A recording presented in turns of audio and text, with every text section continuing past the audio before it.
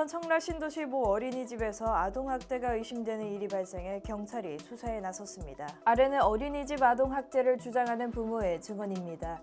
24개월에 이곳을 첫 등원한 A양은 4세반에서도 어린 편에 속했는데 약 8개월 후엔 기존에 하던 단어는 물론 아빠라는 말도 부르지 못하게 됐습니다. 어린이집 원장은 아이가 장난감 선반에 올라가서 불안하다, 머리를 박는다, 선생님, 보조 선생님 머리를 잡아당긴다 등의 내용으로 적응하지 못하니 다른 곳을 알아보라고 여러 번 부모에게 전했습니다.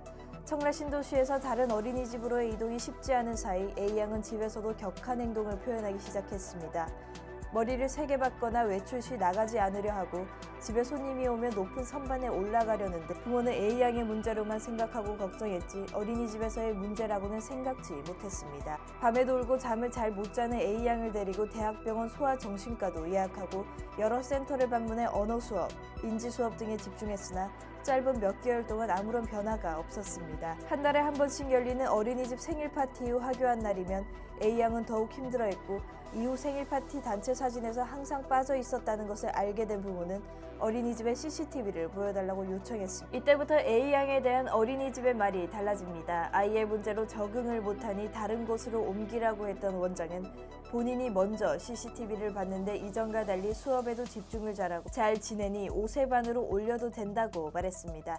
CCTV 요청 하루 만에 5세반 등원이 결정된 것입니다. 어린이집의 반응이 납득되지 않았던 부모는 CCTV에 녹화된 단 6일간의 영상을 확인하고 충격과 아이에 대한 미안함을 금할 수 없었습니다.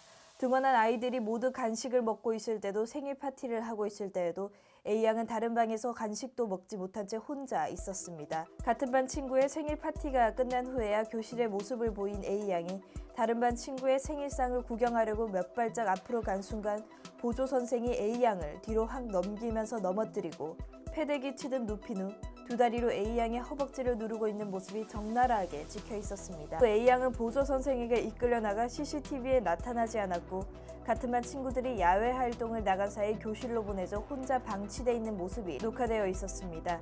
다른 날 영상에서도 A양은 수업에 참여하지 못한 채 보조 선생과 함께 CCTV가 없는 사각지대로 종종 사라집니다.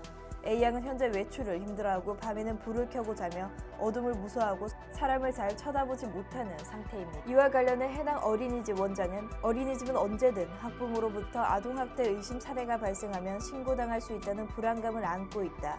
우리는 아동학대 예방교육을 정기적으로 실시하고 있다며 CCTV 관련 영상도 A양 부모에게 보여주기 전 유출하지 않을 것과 출시 법적 책임을 지겠다는 동의서를 받았으니 선의의 피해자가 발생하지 않도록 변호사를 통해라고 답변했습니다.